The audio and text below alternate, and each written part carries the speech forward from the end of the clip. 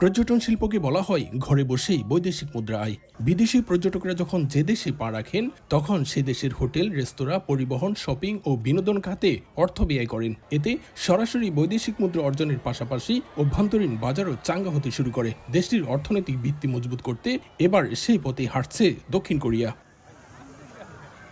বুধবার রাজধানী সিউলে অনুষ্ঠিত হয়েছে জাতীয় পর্যটন কৌশল বৈঠক, যেখানে দীর্ঘ ৮ বছর পর এই প্রথম কোনো প্রেসিডেন্ট সরাসরি এমন বৈঠকে সভাপতিত্ব করলেন। গেল বছর দেশটিতে বিদেশি পর্যটক বিগত কয়েক বছরের মধ্যেই সর্বোচ্চ। এবার ২০৩০ সালের মধ্যে ৩ কোটি বিদেশি পর্যটকের লক্ষ্যমাত্রা নির্ধারণ করেছেন প্রেসিডেন্ট লি জে-মিয়ং।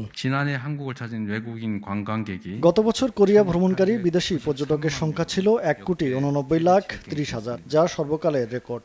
২০৩০ সালের মধ্যে পর্যটকের সংখ্যা ৩ কোটির লক্ষ্য নির্ধারণ করা হয়েছে। এজন্য শুধু সংখ্যাগত বৃদ্ধি নয়, আমাদের গুণগত উন্নয়নের দিকেও বড় পরিবর্তন প্রয়োজন।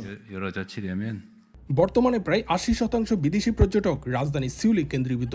সরকার মনে করছে এই প্রবণতা অব্যাহত থাকলে দেশের অন্যান্য অঞ্চলের অর্থনীতি পিছিয়ে পড়বে। তাই আঞ্চলিক শহর, গ্রামীণ এলাকা, ঐতিহ্যবাহী স্থানীয় সংস্কৃতিকে পর্যটনের সঙ্গে যুক্ত করে সমান উন্নয়ন নিশ্চিত করার পরিকল্পনা নেওয়া হয়েছে। এরই মধ্যে ভিসা ও ইমিগ্রেশন প্রক্রিয়া সহজ করা, আঞ্চলিক বিমানবন্দর উন্নয়ন, পর্যটক বান্ধব সেবা নিশ্চিত করা এবং সর্বত্র অতিরিক্ত মূল্য আদায়ের মতো অনিয়ম বন্ধ করার উদ্যোগ নিয়েছে দেশটির সরকার। বিদেশি পর্যটককে শুধু বিনোদন খাত হিসেবে নয়, বরং অর্থনীতি, কর্মসংস্থান, আঞ্চলিক উন্নয়ন এবং আন্তর্জাতিক প্রভাব বৃদ্ধির কৌশলগত হাতিয়ার হিসেবে দেখছে দক্ষিণ কোরিয়া সরকার। আধুনিক প্রযুক্তির জয়জয়কার আর নজর কাড়া কে কালচারের ঢেউয়ে বিশ্বকে মাতিয়ে রাখা দক্ষিণ কোরিয়া এবার হাঁটছে ভিন্ন এক পথে। পর্যটন শিল্প ও সাংস্কৃতিক শক্তিকে টেকসই এক অর্থনৈতিক চালিকা শক্তি হিসেবে রূপান্তর করতে চায় দেশটি। রাজধানী সিউলের পাশাপাশি আঞ্চলিক শহরগুলোর ঐতিহ্য এবং এআই ভিত্তিক পর্যটন সেবাকে কাজে লাগিয়ে বিশ্বের অন্যতম শীর্ষ পর্যটন গন্তব্য হিসেবে প্রতিষ্ঠিত করতে চায় দক্ষিণ কোরিয়া।